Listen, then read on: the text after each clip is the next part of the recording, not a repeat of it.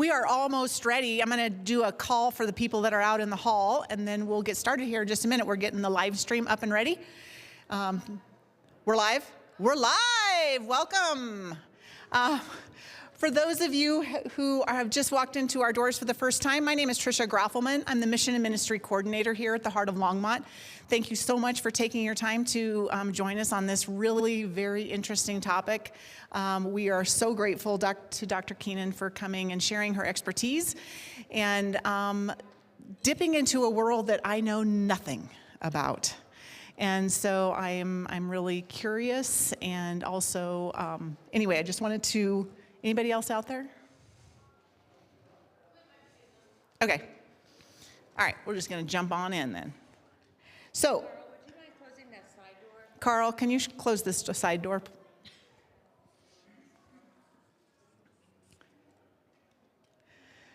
So the Heart of Longmont, we do a lot of work around social justice. Methodism in general is sort of the DNA is social justice. Our founder, John Wesley, was very, very passionate about social justice.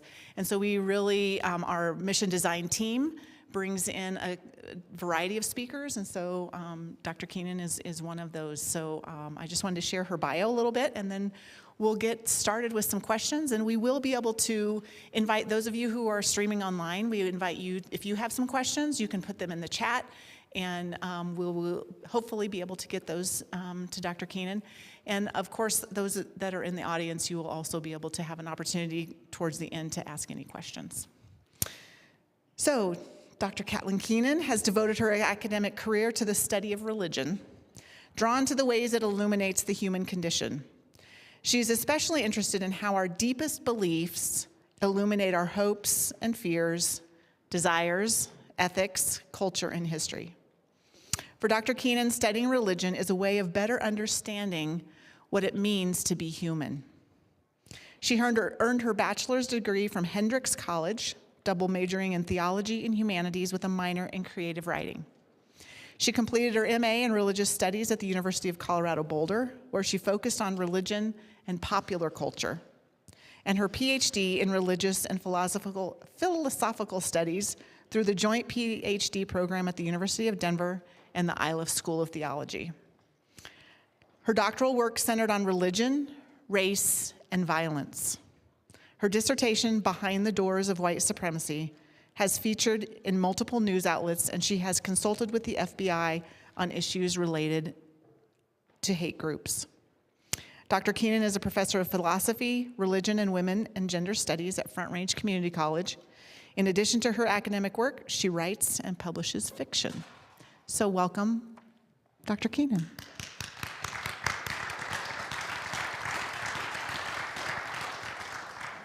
Thank you so much for having me. And before we get started, I just wanted to thank each and every one of you for being here. This is a difficult topic and one many people understandably shy away from and try to avoid. But all of us have come together today in this sacred space to grapple with one of the most insidious ideologies that persists through the history of this country and through a religion many in this room find deeply meaningful. It is hard work. It is necessary work, and I believe it is blessed work. I'm going to call on each and every one of you to stay present by making note of any strong emotions that may come up, breathing through them, as will I, and praying for guidance and understanding. It is absolutely my honor to be here to share with you and to invite all of you into this conversation.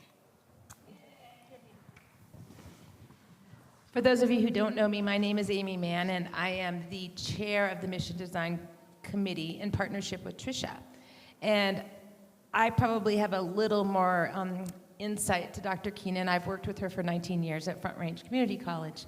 We've had a lot of collaborative work that we've got to do together, and it's my honor. I cannot take credit for Dr. Keenan being here today. It was actually Joan who lined it up, and Joan stepped down as missions chair. And I also can be honest that our pastor Angie was planning to do the interview. And Pastor Angie had decided, or not had decided, was able to go on parental leave. So special thanks to Joan, who just walked in. Joan did line this up. And if you have ideas or things that you think that the Mission Design Committee should promote in line with social justice items, please don't hesitate to reach out to us. So I'm going to start. We've decided we're going to ask some questions. We tried to get insight from what we thought people would be interested in, but we will allow about 15 minutes at the end, depending on how long Dr. Keenan takes to answer the questions. No.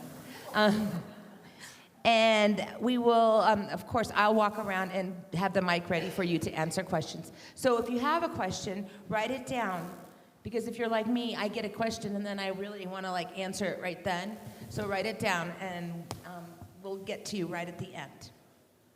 So, Dr. Keenan, what first motivated you to pursue research on white supremacy, and what questions were you hoping to answer when you began this project?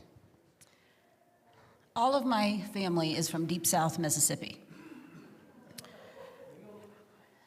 My father is from Philadelphia, Mississippi, which those of you who are students of history may know that a very significant event in the civil rights movement took place there in 1964, which I'll talk about momentarily.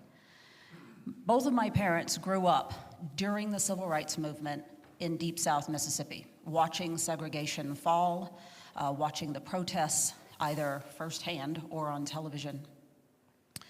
In 1962, when my mother would have been in middle school or early high school, and my father would have been in high school, James Meredith desegregated Ole Miss, and the KKK showed up at Ole Miss and to greet him, and there were riots, and the National Guard was called in.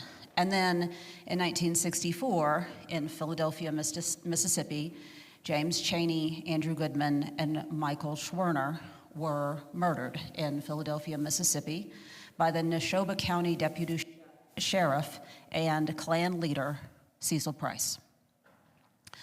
Everyone in my family knew Cecil Price. I wasn't born yet, but all of my family did. My aunt, who was a little girl, has clear memories of going to the general store in Philadelphia that Cecil Price owned, and he always used to give her candy as a little girl. So when the murders happened, my father was a young adult, and he was home for the summer. And so he watched as the National Guard, the FBI, international news media descended on Philadelphia, which is this little tiny town. At the time, it had like 3,000 people. He remembers them dragging the swamps, looking for the bodies. Everyone knew that they were dead. And instead of the bodies, which they did eventually find buried in a dam, what they found were human remains in the swamps of Mississippi of untold numbers of people who had been killed and dumped in the swamps. So when I was 12, I think, 12 or 13, the film Mississippi Burning came out, which is about the murders. And we gathered at my uncle's house in Philadelphia, Mississippi to watch that film. And my dad's side of the family is loud and gregarious and talkative, and it was always like everyone talking and the TV at top volume, like loud environment. And I remember how quiet it got. And it got quieter and quieter and quieter. And I didn't realize as a kid that we had this connection to this history until that experience. And then the film ended, the credits rolled, and then the room just erupted with conversation and memories coming out. And what I learned at that moment is that everyone in Philadelphia in 1964, all the residents, not the outsiders who came in, but the residents, everyone knew who did it. Everyone, including my family. There were eventually trials. Cecil Price was never charged, but there were eventually trials. Everyone was acquitted. And yet it became this seminal moment in history. And so I sort of grew up with this in my consciousness as having this sort of family connection. Both of my parents went to Mississippi State, which desegregated in 1965. There was no overt violence at Mississippi State, but Richard Holmes was escorted home. He was the first black student at Mississippi State, and no black speakers were allowed on campus, and my parents were both in college at Mississippi State shortly after, well, my dad was at the time, and my mom then shortly after. And so this was just the background, the tapestry of my childhood. It didn't occur to me to study this formally until I entered my doctoral work, and I got interested in the question of what role does religion play in violent extremism. And I took a class on cults, sects, and new religious movements, and I came across this very niche subset of Christianity called Christian identity, and that's ultimately what I focused my dissertation on in order to explore this question of the intersections between religion and violence. So that's it. That's it in a nutshell. That's all. Can you tell us a little bit about your dissertation talks about being on the doors into the, how to title it? Behind the Doors of White Supremacy. Behind the Doors of White Supremacy. And so that is an inside perspective. And can you tell us a little bit more about kind of methodology that you used and how you gain access? Yeah. DU wouldn't let me actually visit white supremacist churches. That's what I wanted to do. I wanted to go there in person and interact. However, I knew that there's a certain amount of risk involved with that. White supremacists and white nationalists have been interviewed and put themselves out for interviews. They want to actually be interviewed and get their perspectives out there. But when they do that and they know they're being interviewed on a national stage or a national platform, they curate their messages. I wanted to go in covertly because I wanted to see them behaving when they thought no one was watching. The ethics of that, super questionable. And so I negotiated for months with the IRB, the Institutional Review Board at the University of Denver, in order to sort of figure out, how this could be done. And where we ultimately landed is that they allowed me to covertly observe online groups. So as my formal research, I was never present in a white supremacist church. I only went online, and they did allow me to do that covertly, to not reveal that I was a grad student, to not reveal that I was a researcher, to not reveal that I was going to write and publish about what I saw. And so, all I did was observe. I didn't post, other than there were a couple of forums that you were required to give an introduction. And so I sort of gave a very general introduction. But otherwise, I didn't post, I didn't engage, I just observed. And so over the course of about, a good year, a little more, I pulled hundreds, if not thousands, of pages of their written conversations on message boards, mostly Stormfront, which is the big one, but also a couple of others. There's one out of Australia. I wasn't focused on international white supremacy, but I did look at some of the Australian and European message boards to see if the conversations were similar, like what were they talking about. And so all told, I think there were 5 or 6 different forums that I was observing over the course of a little bit more than a year. But ultimately, DU was persuaded by the argument that they talk differently amongst themselves than they do to journalists and grad students. And in order to really see what they're saying, you have to do that anonymously. I also anonymized all of the data. I did pull direct quotes, but I always sort of, anonymized the data so as to protect their identities. I didn't dox anyone.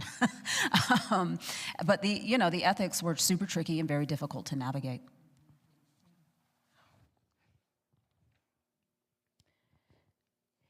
Your work in this, it popped right up there. Your work required engaging with individuals whose beliefs may be deeply troubling to you and to those around you. How did you navigate the ethical and emotional challenges that you had in conducting and being there? How did you not say something? I'd be in these, if it were, I'd be like, what? Yeah, how did you do it? How did you do it?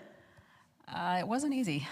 So what I figured out is that every time I would go on to sort of see the new batch of messages, I would have to give myself 10 minutes to just like completely freak out. I'd be like, oh my God, oh my God, oh my God, oh my God. And sometimes I would run down the stairs and race around the living room, and my partner is like, you're researching again. I'm like, oh my God. And sort of just give myself space to have the emotional reaction, because the language is quite intense. And the bigotry is quite intense. The other thing that was actually surprising to me that I had to navigate is that there would be these elements where I would be like, oh yeah, I see that. I understand that. So for example, I got on to the women's forums on Stormfront. Now, I was not focusing on issues of sex and sexuality, but I got on to the women's forum because I was curious to see what they were talking about. And they were all talking about like the first one that I got into was they were talking about how pregnancy and childbirth have been medicalized by modern medical practices and how that can be detrimental to both the mother and the child. And I was like, oh, okay, yeah, sure, I understand this. And I certainly sort of understand the validity of this conversation. And so I'm reading down through and I'm like, okay, all of this is very interesting. And then I got to this post that I will not repeat in this company, but it was very racist. And it was like getting slapped because I had sort of forgotten where I was or what I was reading. And so then it was just like, oh, right, okay, deep breath. And then sort of looking back at that conversation through that lens, yeah, it was really, yeah, there were times that it was very troubling. And I definitely had to take many deep breaths and practice all of my mindfulness techniques. This is a pretty progressive group of people, so I know you don't want to say things verbatim, but don't be afraid if you feel like, just because we're in a church. Ooh. God is on our side, I'm convinced of it, so. In recent years, we've seen public conversations about the overlap between certain religious identities and national movements. Based on your research, what have you observed since 2014? How does religion, white supremacy, white nationalism, how does that all interact today? A lot. So the first thing that I'll share with you is that in 2014, when I was finishing up my dissertation and I wrote the conclusion, and I sent the conclusion off to my doctoral dissertation committee, I got a note back that said that I needed to change something. And the thing that I was asked to change is in my conclusion, I argued. I said, we have not seen the last of this ideology. It is absolutely out there. It is more widespread than people think or know. And it is absolutely going to rear its head at least one more time in a major way. And I was told that that was unprovable, unsupportable, and to take it out. So I did, because I wanted my doctorate.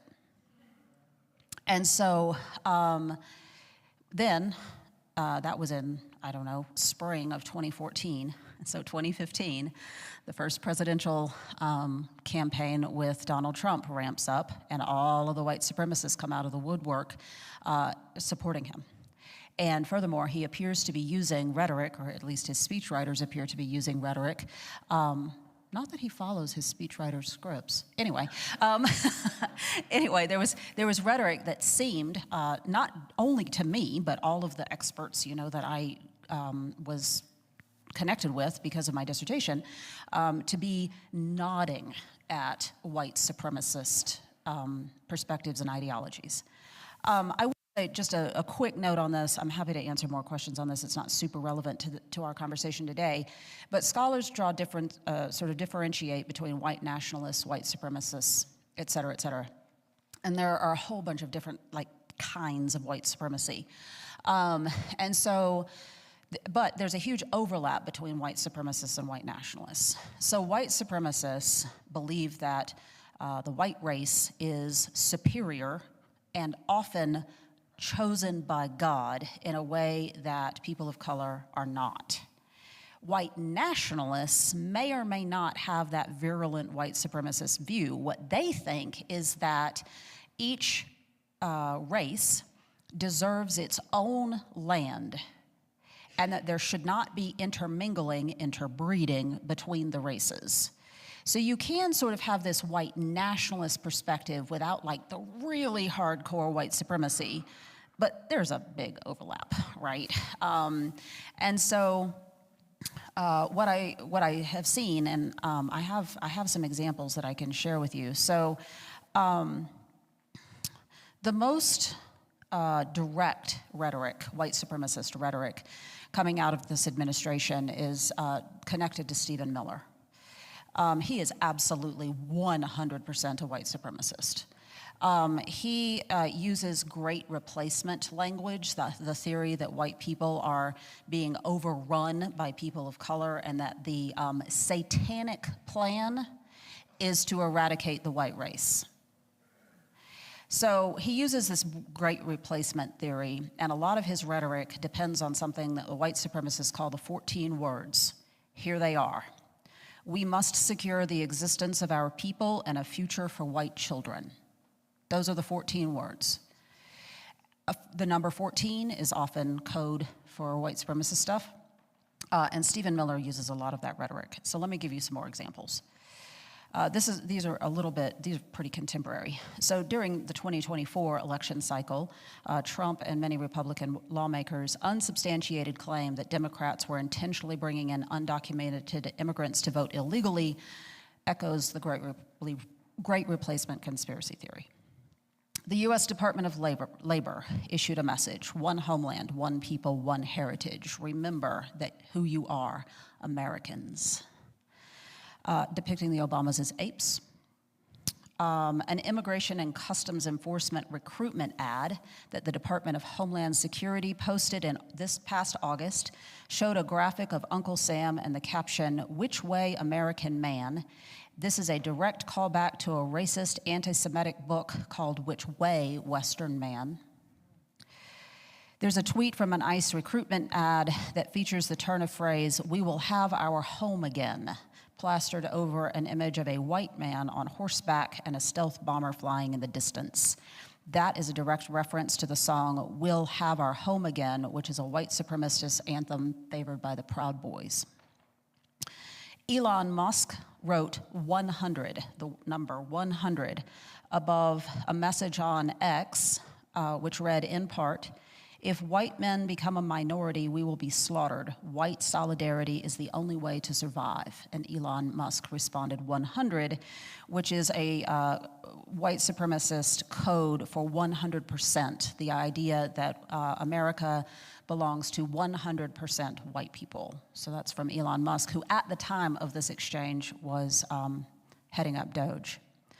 So it's also really important to recognize that white supremacists are very good at plausible deniability. So they say things like, "That's not what I meant. That reading is left-wing propaganda. White people deserve recognition too." They have this, they're very good at sort of that they don't go quite far enough. They don't use racist language in public, which is why I wanted to spy on what they were doing in private. Wow. Maybe you can hit on you mentioned white supremacy and white nationalists, but bringing in that concept of Christian nationalism too, I think is something that one of our questions might hit.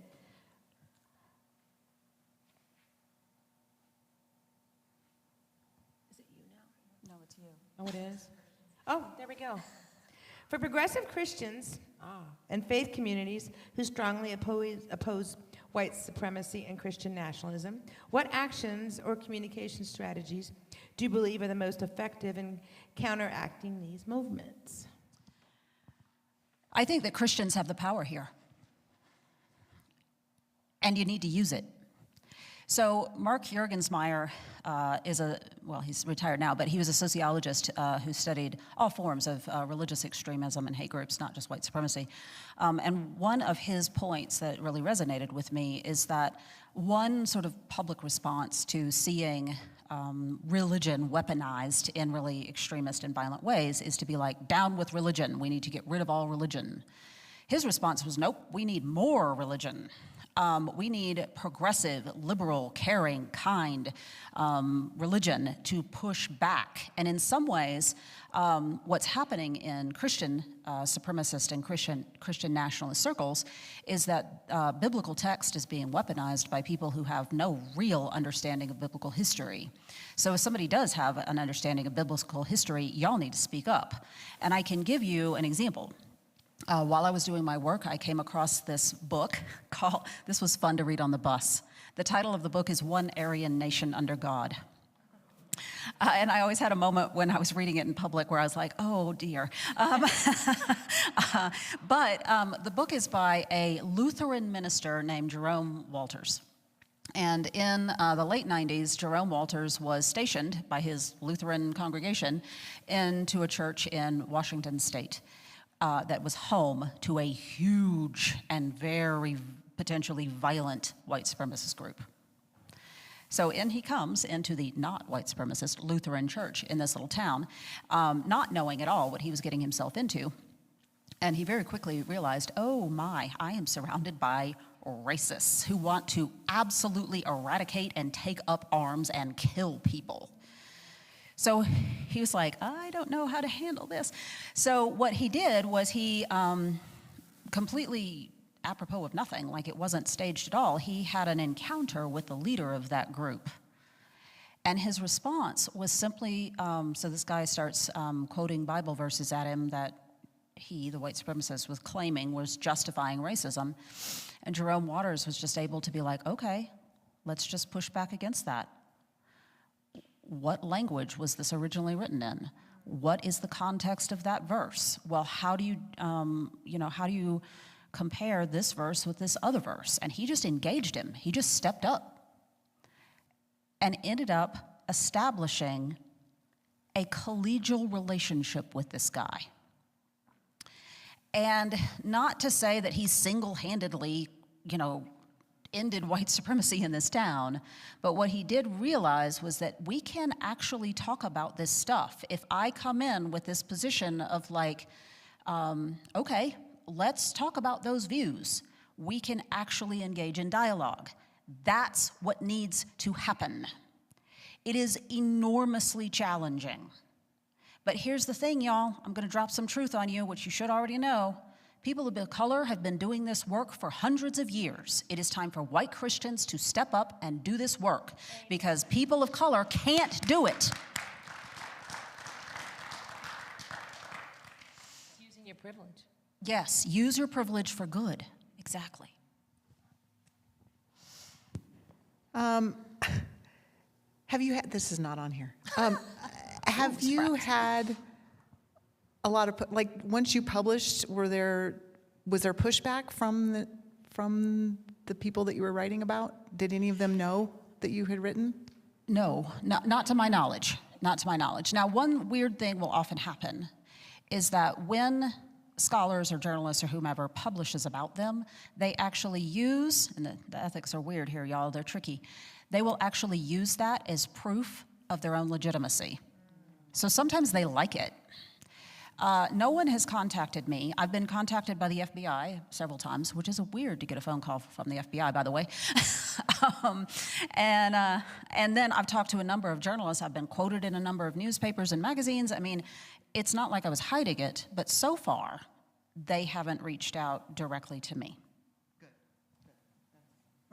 We've talked about that briefly this week. Yeah.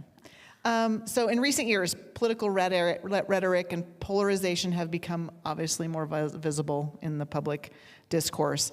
How do you see the relationship between, and we've kind of talked about this, mainstream political communication and extremist movements, which you've touched on a little bit already? I can certainly expand. I think there are a few things going on here. So white supremacists talk in code. 14 is an example. 100 is an example. HH is another one, or 88. 88 is one of their favorite numbers because H is the 8th letter of the alphabet.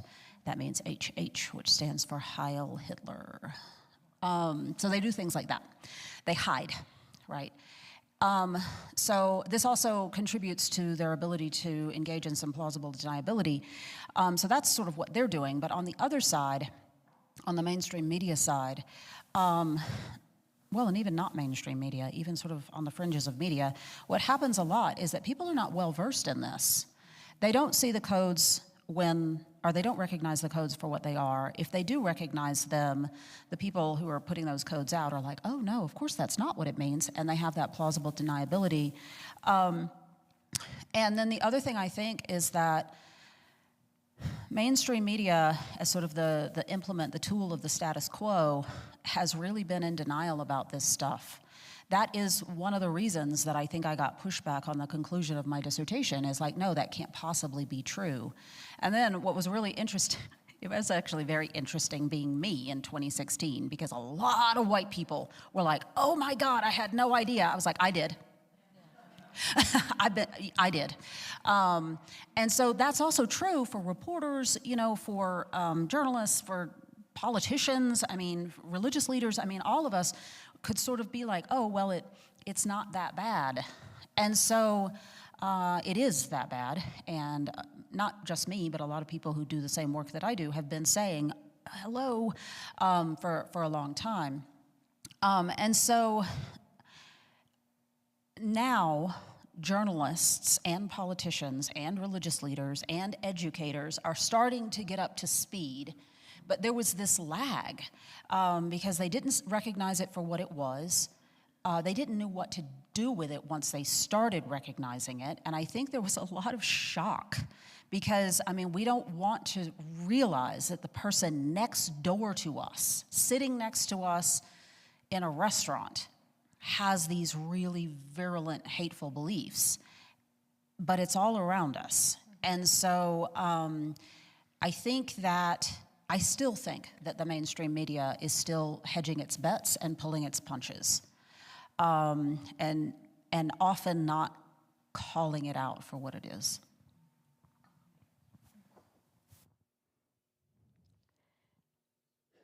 I think I'm going to skip to, because you've pretty much answered this, and then we can go into audience questions. But since it's been 10 years, what role has digital communication, and particularly social media platforms and online communities, played in transforming recruitment, messaging?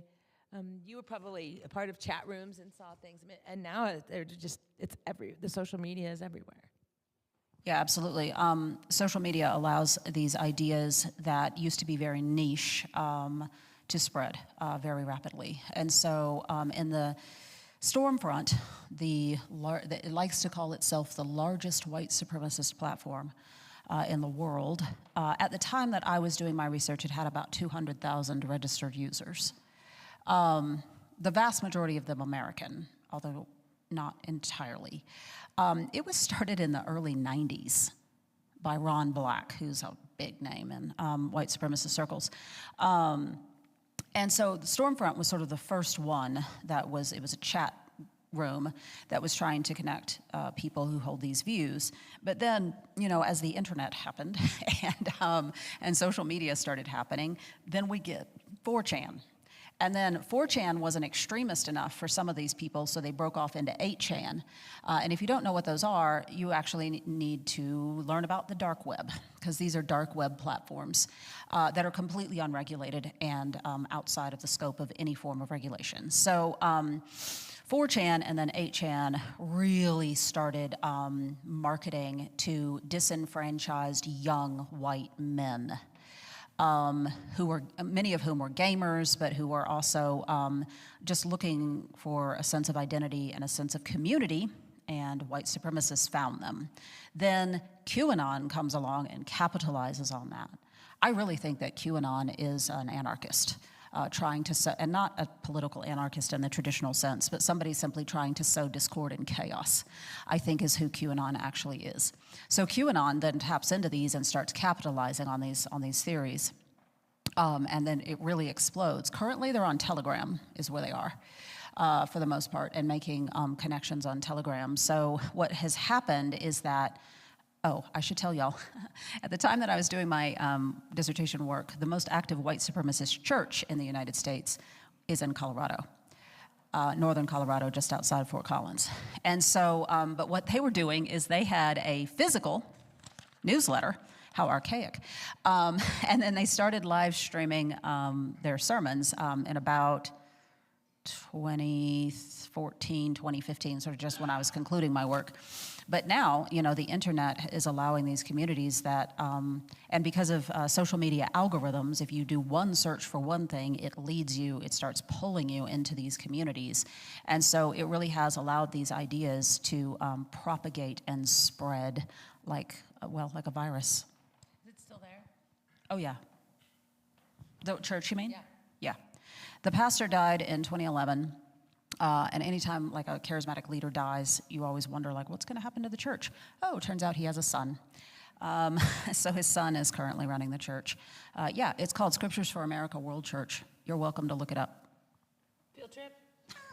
Field trip. I have visited it. I know exactly where it is. So I would like to invite if anybody has any questions in here, Amy will bring a mic to you. And if there are any questions for those of you who are joining us online, just type them into the chat, and Haley will get those to us.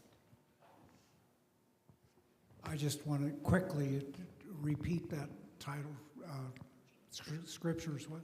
Scriptures for America World Church.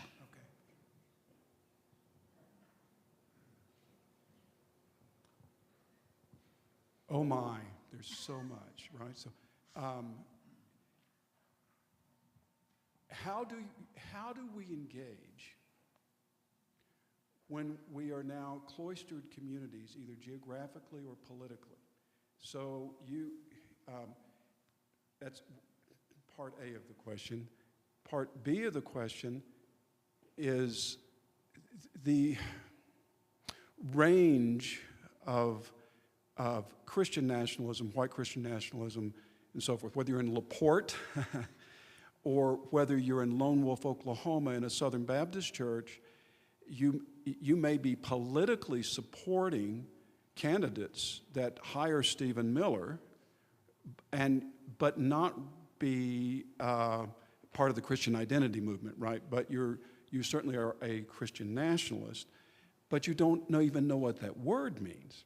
And these communities are so incredibly cloistered. There's a county in the panhandle of Oklahoma where there were 100% of the county voted for Donald Trump. There was no other vote. Okay, and we no longer have friends that come to our homes that are of the other team. And we don't talk to them, but we do talk about them. And when we talk about them, we talk about how stupid they are, how uninformed they are, how evil they are. And they're saying the same thing about us. And they say the same thing about us, and I can't understand why we can't dialogue with each other, right? So I think this is a really complicated thing to do. And the geographic problem, the vast majority of Christian nationalists are in little towns with 200, 300 people that have 4,200 crosses in their downtown, flags flying everywhere, and have no idea what Christian nationalism even is, and they are part of it, like the fish that doesn't know what water is, so to speak. So the question is, how in the world do we, when we are so separated as a nation, and there's so much division as a nation, how do we engage? I would, love to hear your point of view. I mean, no problem. I have a quick and easy solution for you. Just kidding. Whoa! I was going to be surprised. I do want to just share. There is an organization, maybe some of you heard of it. It's called Braver Angels. And it's an organization that actually works really hard to have conversations between blue and red people. And it started the year that Donald Trump was elected the first time, and it's growing, and it's having a conversation without, and having understanding without trying to change someone's mind, and just getting an understanding. And I think that we do have there's a Braver Angels group in Fort Collins. We've actually had someone come here and ask if they can use our space that's a similar concept. There's just, I don't know anything other than that, because we start to get just in our own camp, right? But knowing people that, I'm from Nebraska, and the majority of my friends are on the very far right. And, we just quit talking about it, right? Just ignore it. But when you do have the conversations, it inches at least understanding. I think yes to all of that. Braver Angels is a great organization and a good example. I do think that religious leaders are well positioned to organize within their own congregations these types of conversations. They are extraordinarily difficult to have. And the way that I would recommend going into these conversations is go in first and foremost to listen. And that is incredibly difficult, especially when you're presented with something that you know to be factually incorrect, or something that you find bigoted or offensive. Like, staying silent in the face of that is incredibly difficult. But here's what I noticed after being in these chat groups for a while. What it feels like when you first go into those spaces is it feels like anger, rage is what it feels like. And I came to realize over time that it isn't. It's fear. And fear is something I can understand. I can sort of understand anger too, but I can understand fear. I've been afraid. I was afraid every time I went into those spaces. And I was like, okay, wait a minute. Fear is something that I can actually understand and empathize with. And so I would argue that these communities are so desperately afraid. Now, I would argue that what they're afraid of isn't real, but that doesn't matter. It feels real to them. And so I also think that there are different populations of people, and how you engage with them is going to be a little bit different. And so there are a lot of people out there who are very ignorant about what's actually going on in the world. They simply don't know. They don't know any better. And so, like this county you're talking about in Oklahoma that 100% voted for Trump, in all likelihood, some probably significant majority of them vote a ticket and they've never really had information presented to them in a kind and gracious way that pushes back against their perspectives. And so what they want is the candidate who's going to stop people from killing babies, that's going to bring back the jobs, that's going to bring down the price of gasoline and eggs, and that's going to leave them alone. And that's who they see when they see Donald Trump. And so they vote for him. Oh, right, guns, and not take their guns away. And so that's who they see when they vote for Donald Trump, and they don't see all of this other, stuff. And so we hear all of these stories about people suddenly running up against one of the new policies from the administration that is impacting them in some direct way. Very conservative women in Texas who have some sort of complication with their pregnancy and need a termination and are denied, putting their life in danger. And they say, I had no idea it was going to apply to me or apply to these circumstances. It's because they don't know better. So in that sense, you can sort of engage with that. You simply provide information, and you're absolutely gonna run up into the, liberal news media as liars. You're gonna run up into that. Acknowledge that, hold space for that, and then keep pushing. Just provide pressure, right? You're also going to run into people who are so entrenched and so enraged that they are going to be impossible to talk to. So the other thing that you have to do is choose your battles. Our friends on the forefront of the big social movements, from the civil rights movement to the women's rights movement, all of these big movements that we've had in our country, even in the past 100 years, what they tell you is you have to pick your battles and you have to practice self-care. Those things are always true. And we don't have to do it alone. And so that's one of the reasons that religious institutions have so much power, because you already have a community. And so if you wanted to invite people in or go to them wherever they are, you don't have to do it by yourself. Use the buddy system, right? Other thing that we absolutely have to do is we have to be supporting with our personal support, organizations, including media organizations, that are asking the hard questions, telling the difficult truths, and not backing down. So that's the other thing, is we need to elevate those voices in the public discourse, right? And is any of that easy? No.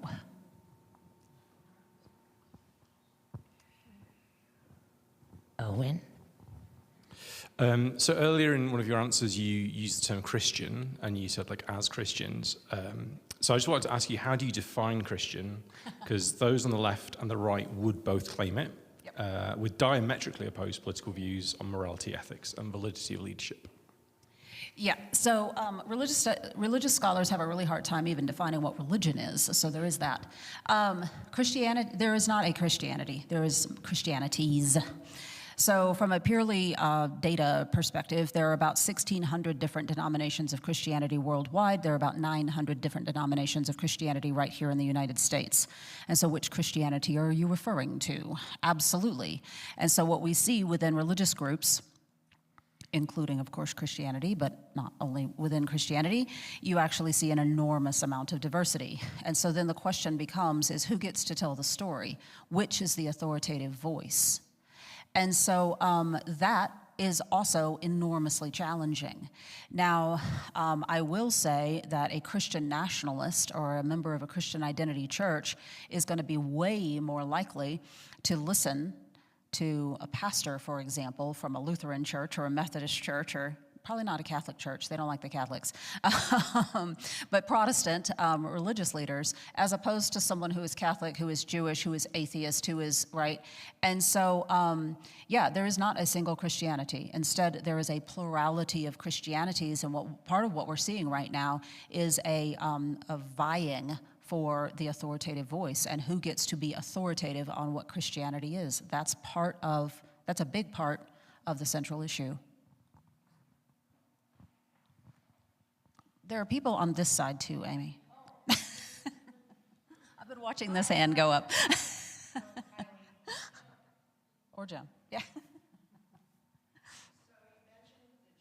In the north part of the state. Other than that, how pervasive is this issue in our state? Actually, it's getting better. So in the 90s, Colorado had a number of white supremacist groups. Everything from the KKK, they feel downright old school at this point, the KKK to Christian identity groups to neo-Nazi groups. To Identity Uvopa came up after the first Trump election. They've now rebranded themselves and changed their names to hide. And so, yeah, we've seen a lot. We've had a lot of white supremacist and Christian nationalist groups in the state. They're actually on the decline here in the state. In the United States, there are 2 states with the most white supremacist activity. Neither of those states are in the South. One of them is California, and the other one is Indiana. So those are the 2 states that have the most sort of active white supremacist groups. Yeah, you would never think California, right? Oh, yeah. But Colorado has the Scriptures for America World Church in northern Fort Collins. There's some sort of a white nationalist militia down in southern Colorado. I forget what they're called now. And then, you know, you always get sort of little bubbles here and there. But here's the thing, the internet has allowed a lot of those people to hide. So these are organized groups that are active. We have no idea how many people are signing on to Telegram from the state at any given moment. Do you have a reading list of books that deal with this topic? Yes. Are you willing to share it? I mean, absolutely. I'm just trying to think about For example, Jesus and John Wayne. Yeah, Jesus and John Wayne is a great one. One Aryan Nation Under God is a really interesting one. It's a little bit outdated now. There's a great book that came out 15 years ago or so. It's called There Goes My Everything. It's by, what's his name? His last name is Carter. He's Jimmy Carter's grandson. His first name is? John. Carter? I don't know. Anyway, There Goes My Everything is the title of the book. It's also very accessible. Like, it's a very good read. And what that book is about, and one of the things I think is really important about that book, is he's focused specifically on the Jim Crow South, and sort of, he starts sort of in the Reconstruction after the Civil War and then moves into the Jim Crow South. But one of the points that he makes is how political actors intentionally leveraged poor white fear of the newly enfranchised black population in order to divide people politically. And he points to that as sort of the starting point of what we're seeing writ large today. And it's a very interesting, historical, but very accessible, thoughtful book that I always recommend. There's another book by George Fredrickson, and the title of the book is, it might just be Racism. George Fredrickson is the author. But he makes the argument in that book, and I agree with him, I'm persuaded by this argument, that the Civil War was actually a religious war. And so he absolutely says, sure, the economics were involved and blah, blah, blah, you know, in the politics, and it's this, that, and the other, but it was a religious war. It was a war between two versions of Christianity, to get back to that question. One that saw black people as inferior, and one that saw them as fully human. And so that's another really interesting one, especially for Civil War buffs. My dissertation is available online for free. It's called Behind the Doors of White Supremacy. It has a bibliography over 60 pages long. There's also a number of books that have been published recently on sort of the modern political iterations of white supremacy that are very good. So really, this information is out there. Those are some things I would start with. Thank you. How do we get the plurality of Christians to recognize Christianity's role in creating white supremacy and white nationalism? How do we get the church to stop or change the story of Noah and Ham? And how do we get the church to teach us that much of what was said in the Old Testament is exactly where this all came from? Yeah, absolutely, great question. I would urge, so the first thing that I want to acknowledge is that taking on these issues are very risky for church leaders. We're sitting in a Methodist church. The Methodist church, of course, schismed 20 years ago now, over the question of homosexuality and same-sex partnerships. And so sometimes religious leaders, they feel like their hands are tied, because if they address these things directly, it can schism their congregation.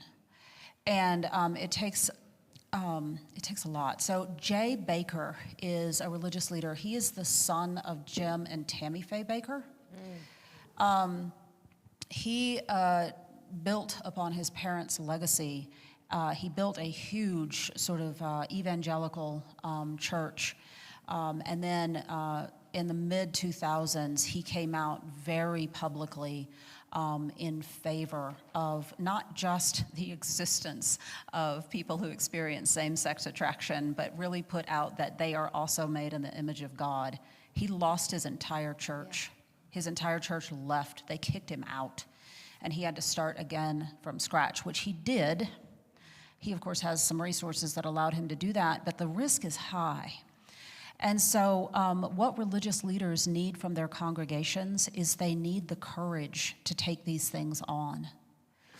And if you lose a few people, you have to be willing to pay that price. But really what religious leaders need is they need their congregations to say, we are behind you. We support you. We believe in you. We want these reading groups. We want these discussion groups. We want this addressed from the pulpit. We want this honesty.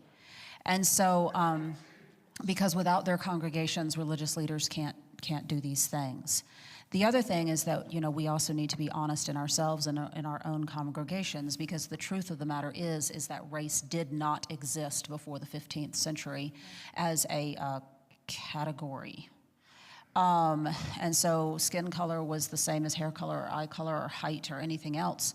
And so it wasn't used as an essentializing category until it was intentionally turned into an essentializing category in order to justify colonialism, genocide, and slavery. And the Old Testament, as you point out, was mined for justification for that. And so even just saying that sometimes is enormously risky. And threatens to disenfranchise people. And so really what individuals can do is support your church leadership and hold them to certain standards, right? And take the power there. So that's one recommendation. And so again, thanks for having me. We just have time for like two more. There's one over there, one there. Well, I promised I would get Catlyn out of here by 12:30, so. Thank you. One question that we have struggled with as far as just as our friend group and families around empathy, and in terms of as Christians, how we view empathy, it's helping other people who are minorities, races, different races, etc. But how do Christian nationalists or supremacists, how do they view the word empathy? And how is that, so trying to understand how they view that and how we define it in terms of as religion or part of our religion, seems like that's a different thought that they have in terms of how they define that. So the question is, sorry, I'm having a little bit of trouble hearing up here. The echoes are intense.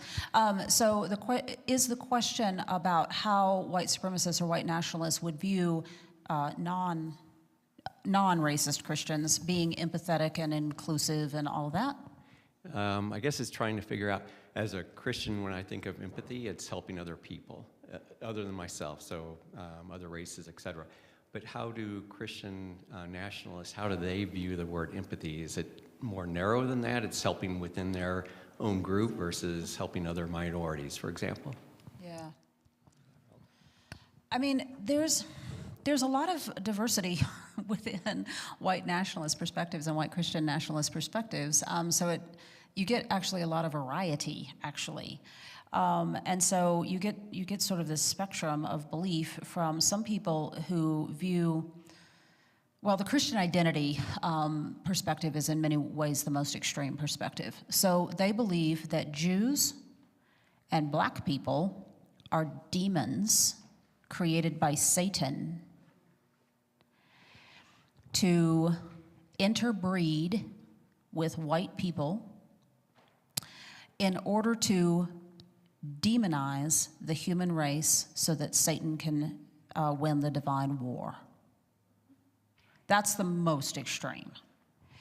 Then you get all the way over to the other end of the spectrum, where the belief is that God absolutely did create different races of people for a reason as part of the divine plan, but wanted those races kept separate, and they point to the Tower of Babel as justification for that.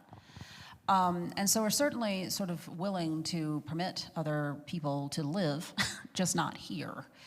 I will say, though, that the common Christian nationalist, the thing that makes a Christian nationalist is they believe that America was chosen by God for white people. Forget all the indigenous people who were living here before, that America was chosen by God to be a white nation. So they have that sort of in common. And so most of them either want to put all people of color, not just indigenous populations, on reservations, or preferably out of the borders of the United States entirely. And so any deviation from sort of the cisgender white Christian standard is considered a mutation, a perversion, an aberration. Yeah, I could go on. Just said all that, right? Yeah, Jesus said all of that, absolutely. You mentioned in your conclusion in your dissertation that this isn't the end of it. Now we're going to see more of that. You kind of alluded that we're probably in that time now. Do you foresee some sort of like uprising, some sort of like civil rights type movement that we saw like in the 60s happening again? Or some sort of like civil war? I don't know. I don't want to be like a doomsday person, but do you foresee something like more of an uprising upon white supremacy? I'm watching it very closely, I can tell you that. We are a huge nation. Geographically, just geographically, we're huge. And so getting people organized is a heavy lift. The other thing is that because of the way that this country has been structured, I'm thinking particularly of things like access to health care, access to social services. A lot of us stand to lose a lot if we become politically active. And so, there are a lot of people who are afraid of losing their job, and if they lose their job, they lose their health insurance. And if they lose their health insurance, they lose access to their life-saving medication. The stakes are really high. So I think that there are a lot of barriers, some structural and some more psychological, that have prevented a large-scale uprising now. But I will tell you this. I was talking to a number of people who both just live, but also were active recently in Minnesota, in Minneapolis. And when the ICE and Border Patrol actions were taking place in Minneapolis, that community got organized and came together at the drop of a hat. And what they were doing is they were setting up child care centers, they were setting up food pickup centers, they were delivering meals, they got it together really quickly. And so, but then, of course, then sort of the activity de-escalates. But now what you have in Minneapolis is you have a community organized and ready to mobilize at the drop of a dime. And so I do think that there is a lot of possibility for sort of activity like that that can happen. The problem is it happens in these pockets where the activity is taking place, and then it's sort of like, okay, everybody take a breath, when the activity dies down. I am a little bit surprised, honestly, that the murders of Alex Preddy and Renee Good didn't mobilize people in a much larger way. We are seeing the largest protests in human history. The No Kings protest on March 18th of this past year, of 2025, was the largest protest in human history. What was interesting is that the Women's March prior to that in 2017 was the largest one. And the Women's March in many ways was much more visibly shocking, is because 230,000 people showed up in Denver. What happened at No Kings is 3,000 people show up in Longmont, 5,000 in Fort Collins, 8,000 in Boulder, so it was much more spread out. But that's also really significant. There were No Kings marches in Harrison, Arkansas, where I went to high school with the son of the Grand Dragon of the KKK. Oh, I didn't mention that part of my history. And so there were demonstrations in Harrison, Arkansas. Now, there were only about 10 people, and the KKK was throwing rotten fruit at them, but they were there. And so, I don't know. I hope that this is a wake-up call, but I'm not seeing the widespread mobilization that is going to be required to really push back. The other thing that I am legitimately fearful of is if Trump can figure out, if the administration can figure out how to stop elections, Yep. we're in big trouble. Yep. We have time for one more. That's brilliant. One more? All the way in the back. Get your steps, Amy. I got him. Love it. So back during the Industrial Revolution, there was a lot of need for labor. So migrants would come from Europe and Asia, and there were so many of them that there were laws passed for economic factors. Yeah.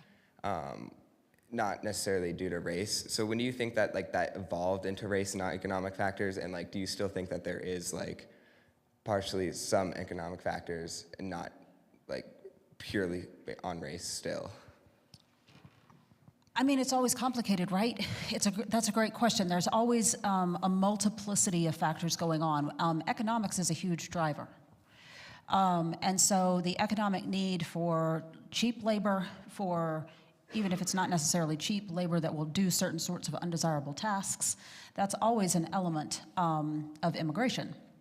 And so that's always true. That's always been true, particularly in this country, but certainly in other countries as well. And so some people argue, and I'm not persuaded by this argument, some people argue that, that the real issue is economics, is class divides.